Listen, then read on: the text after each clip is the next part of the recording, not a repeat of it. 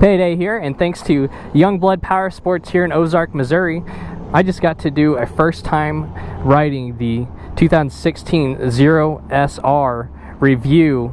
For those of you who do not have 15 to 20 minutes to watch the full review, I'm going to do a brief overview for you guys. It's $15,995, but that is before the federal tax credit is taken out.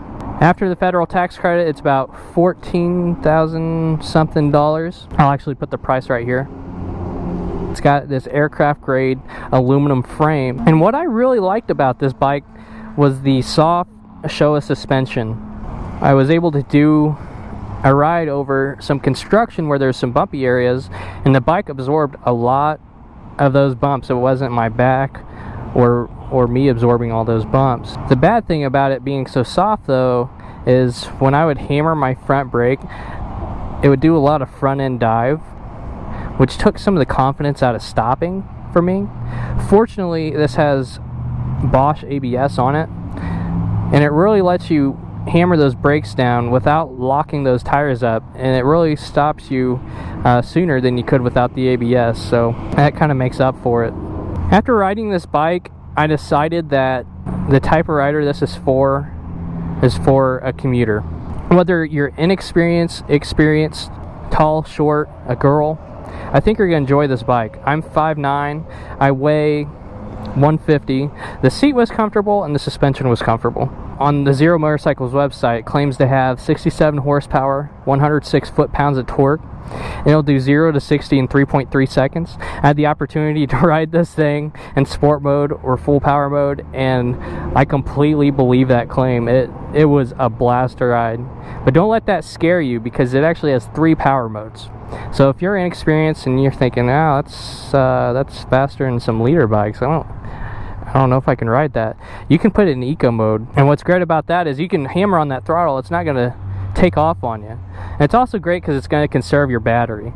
The third mode is custom, and what's really neat about that, the way you adjust that is through an app on your phone. So let's say you have an iPhone, you can check it out for yourself right now. All you have to do is search Zero Motorcycles, download the app, you can go to demo mode, and it can show you that you can adjust like the torque, you can adjust the top speed, you can adjust the engine braking, all kinds of stuff. It'll tell you how much power you used, all that. I rode this bike hard for like 20 minutes basically, and I only used 8% of the battery. I was surprised. I thought I was going to drain a lot more of that battery, but I didn't. The website claims that if you're doing a mix between city and highway, the range is about 122 miles. And the charge time on this, when it's at 0, takes about 9 hours. What's nice and convenient about this battery is you can plug it in, and you don't have to let it fully charge before unplugging it. You can also let it fully charge and still leave it plugged in. That's not going to harm the battery. Now, if you think that, well, that range isn't long enough for me, you can add an optional power tank. That's going to get you a farther range.